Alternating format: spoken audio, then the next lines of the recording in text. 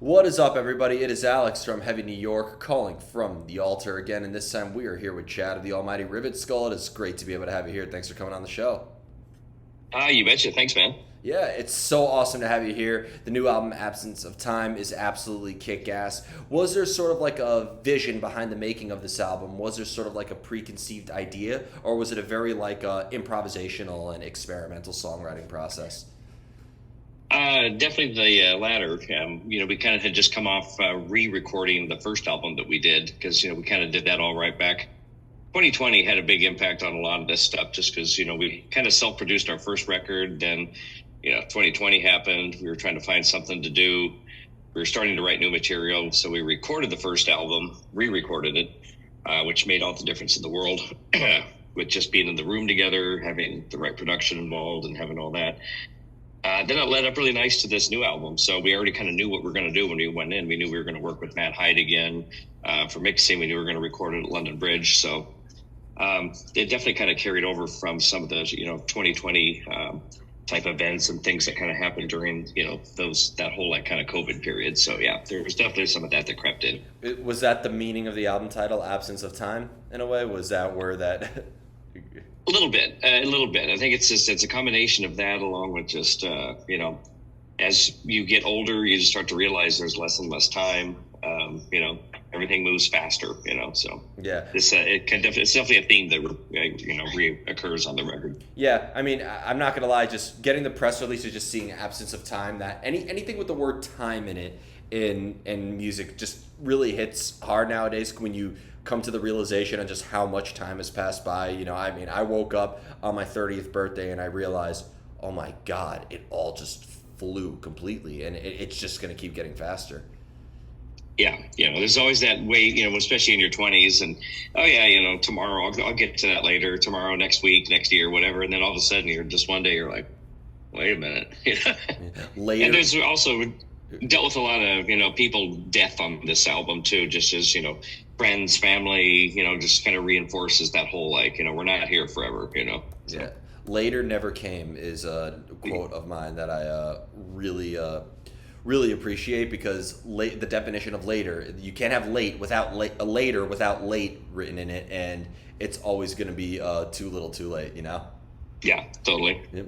And when it comes to like the entire RivetSkull catalog too, and like, do you tend to want to experiment, or do you kind of want to stick with a formula? Because sometimes I feel like in that songwriting process, you're damned if you do, damned if you don't. You kind of stick with the same thing. You're repetitive. You experiment too much. You're directionless. So do you have to sort of like find that fine balance in a way when songwriting?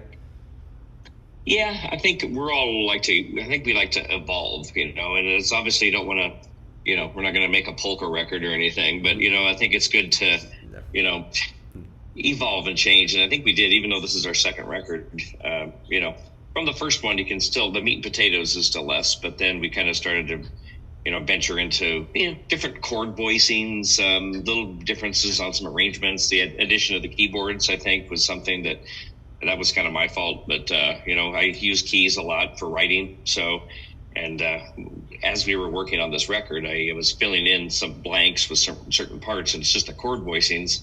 They became too important, and they had to stay in there. Hence, the addition of some of the keyboards on these songs definitely gives us a little bit different flavor.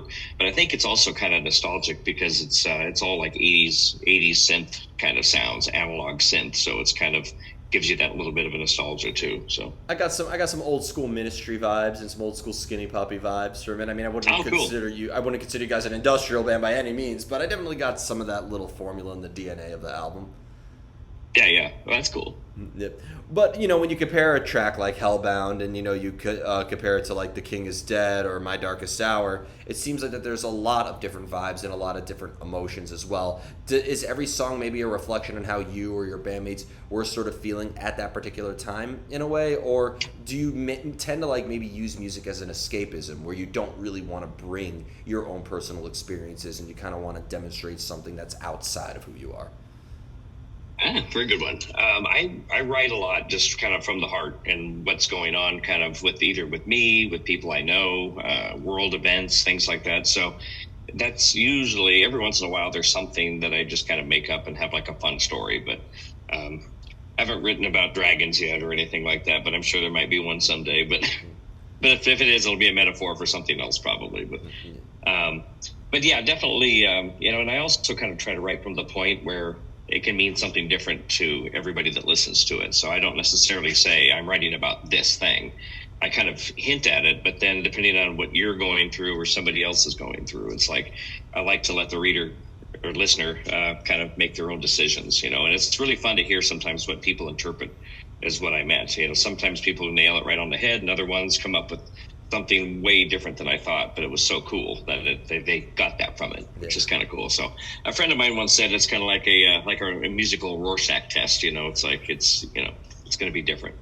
Well, do you prefer to have music present before you know what the material is going to be about or what the lyrics are going to be, or could maybe the concept or the meaning maybe help guide the hands with regards to how the music is going to sound? Mostly we have the music first. Every once in a while I might have an idea, but I think just for me being more of an instrumentalist first before I started singing, really, it's like I'm in that mindset of writing first and then you put lyrics and vocals in. And that doesn't mean it doesn't change once you get started, but definitely, so our whole process is weird because I live in Los Angeles and then the band's in Seattle, so we utilize technology a lot. So they kind of write up get some riffs put together, come up with some ideas. I get them, I slice and dice them in Pro Tools, kind of come up with some arrangements, and then start thinking about, okay, vocal melodies, what's this going to be about, what's it seem like, and then it kind of gets constructed that way. So I'm not unfortunately like Sting or something where I've got just books of poems and lyrics and things all ready to go, and that's just not my writing style. Yeah, well, everybody's writing style is different, but you don't want to fall into that trap of having like the best lyrics ever, and then they're always like one syllable over or under every arrangement that you get, right? Yeah, I totally know what you mean. Depending on what the material is about, though, if it's coming from a more internal source or a more external source, does it maybe resonate with you differently, or do you feel like you channel a different energy into it depending on what the subject matter is? Definitely. Yeah, I think it is, depending on how, what's gone on and what I'm writing about, of course, when you're performing it, of course, it always kind of taps in there. I lost my mom this last December, and, so that's always kind of a weird one to lose, the mom, and that's both parents now. So it's like, even just with music in general, there's just certain things that remind me of that, or a memory or something that definitely connects with how I would sing or how I perform it. So, yeah. I'm very sorry. My deepest condolences. Thank you. Yeah. I think it's a testament to strength to be able to write music or have that sort of like release, if you will, to be able to express that type of pain or turmoil that one could go through. Yeah, it's the best outlet for me. It really is. Well, music.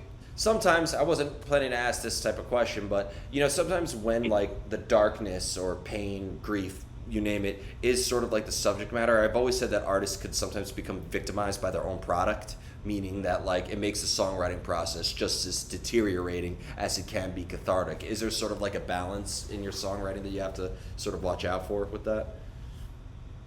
I think there is. Yeah, there's definitely, obviously, like a song you mentioned earlier, like My Darkest Hour, comes from a pretty dark place, but it also has to do with kind of, embracing the darkest hour. So it's like, well, if it's going to come, we have to get through it. And sometimes you have to dive deeper into it before you can sort it out, So a lot of that has to do with, in Hellbound is another kind of facing inner demons kind of a thing. So not that I'm some tormented soul, because I'm really not. I'm a pretty happy person. So it's like... Yeah. Well, I sometimes when I ask a question, that question, sometimes I'll get like a really emotional, like, it's almost like a real, I mean, for lack of better words, almost like a Jerry Springer type of moment. But then like there's times where it's like I interviewed Glenn Benton from Deicide recently, and like I asked him that same question, and he goes, "Oh, motherfucker, I don't even know if we even thought about it that hard." So. Like it rhymed, it sounded good. I don't know. Exactly. But you mentioned too, like having, being that you're in Los Angeles and the rest of the band is in Seattle. I mean, does some people think that there's a lack of organic nature because it's not like, the band in the garage all jamming together writing, but sometimes I wonder if maybe just because of the advent of modern technology and how much the world has evolved, does that distance almost maybe kind of help? I mean, think about it. There's a lot more music being made now because people don't have to rely on always being in each other's presence, you know? Yeah, no, I agree. I think there's certain bands that really works for. I mean, there's some bands that are all chemistry, you know, and I think when they get in a room, it's just magic, you know, and so even during the writing process, I think that can be, you don't see it as much these days, but, bands like, the Beatles, Zeppelin, things like, albums that were written and recorded, Van Halen in, literally a week, that shit was written and recorded in a week, it's like, that's just like superhuman stuff to me. But, for us and the style that we write, I think it's kind of interesting because it allows us to kind of test things first, and then we kind of pre-production all these things and then kind of send them back and forth, and then we kind of craft them.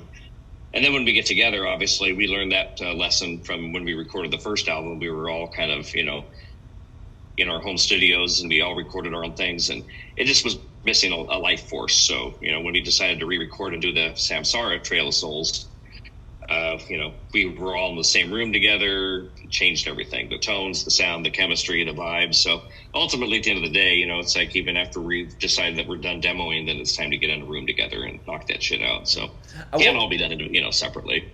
I wanted to ask with the Trail of Souls and the Trail of Soul Samsara, we're like, in terms of how they're sort of like connected with each other in a way, because I believe you have the same songs with Forever and whatnot. Like, I don't know if you would consider it almost like a remix in a way or something like that, but like do you feel like that they do they connect in a specific way, Trail of Souls, or are they kind of like their own fundamentally secular story?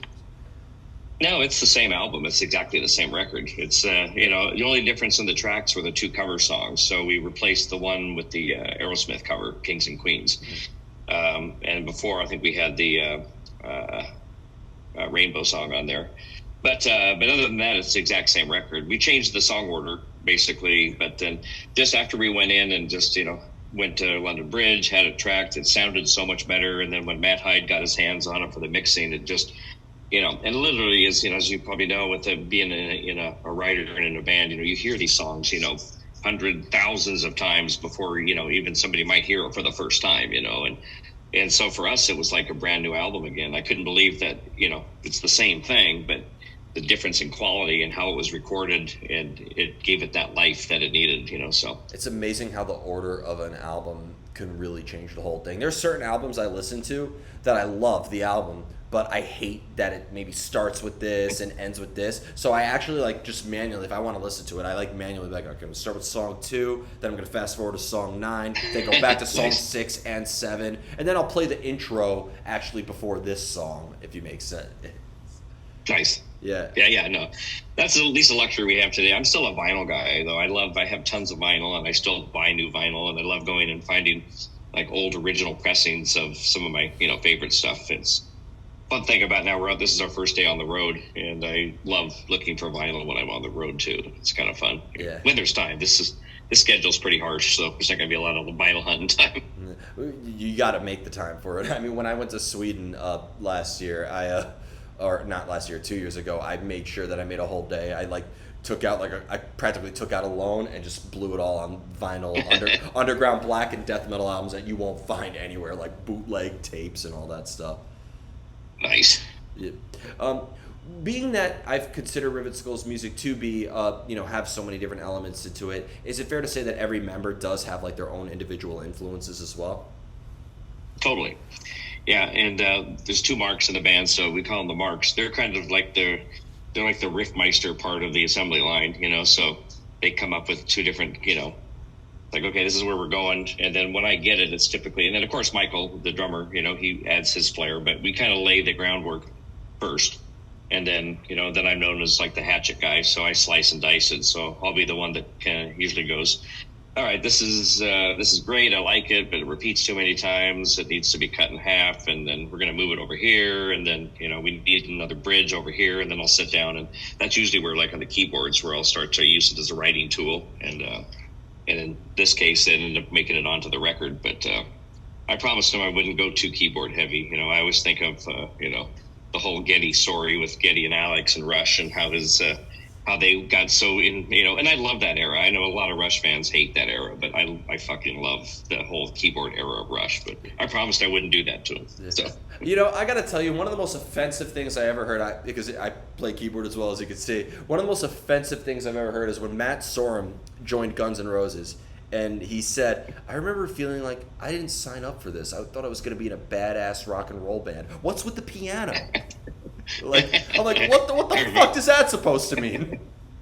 I remember that. That's hilarious. Yeah. Yeah, I was like. But yes, so I tried to make sure. Okay, well, because I'm not really a keyboardist. I mean, I play, but it's like, so we had to figure out. Okay, well, we have to do this live now, and we don't want to do tracks and all that shit. So it's like, so I picked up a cool little digital but analog board. That's just a modal. It's an Argon 8. It's really cool. It's like a little 32 key board, and it's we actually have it on a little mobile stand with wheels on it. So if we're on larger, and I have a big snake that runs into, all the power, all the audio, everything is in this one cable. So if we're on larger stages, I can actually walk around and sing with it, almost kind of like a Peter Gabriel thing, because it's got a microphone on the stand. So I'm actually mobile and can move around the stage with the keys, which is kind of fun. How do you know when you're finished with a song? That's a good one. I tend to kind of torment myself on that. I'm sure, a lot of singers and writers and songwriters do as well. But there's literally a couple songs on this record that I completely wrote and rewrote like 3 times.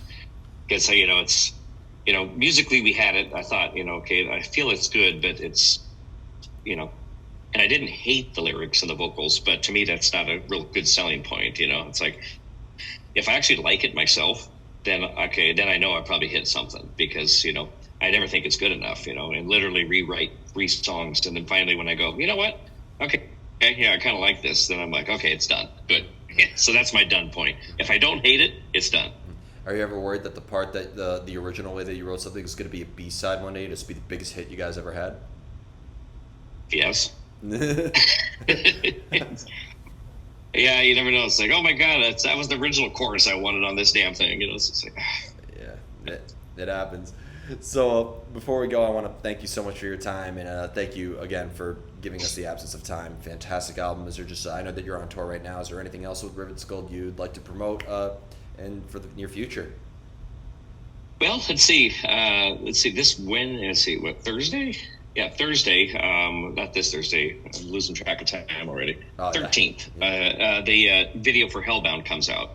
So definitely, keep an eye on that. We have a new website up, so that's very interactive. It's got lots of new information and data and stuff to do, and videos and lyric videos. So definitely check out RivetSkull.com. And then the following day, after the 13th, on the 14th, then the official release of Absence of Time comes out. So then that'll be out streaming everywhere. So hell yeah. Be sure to pick that up when supplies last forever. Yeah. And we hope to get up to the Northeast, because we're getting a lot of good traction in the Northeast, and I'm kind of bummed on this tour we're not going to make it. We're getting about as far east as, I think, San Antonio, and then we start to kind of head up and then kind of cut back and go across. So we're just pretty much west half of the U.S. on this one. But yeah, well, there's a stage in New York City with your name on it, so hope to make that happen. Good. I know. I love New York, too. I got to get over there again. Hell yeah. Thank you so much, everybody. We are here with RivetSkull. Be sure to check out Absence of Time. We'll see you next time on Heavy New York. Thank you, brother. Appreciate it. That was perfect, man. Thank you so much. You bet. Thank you.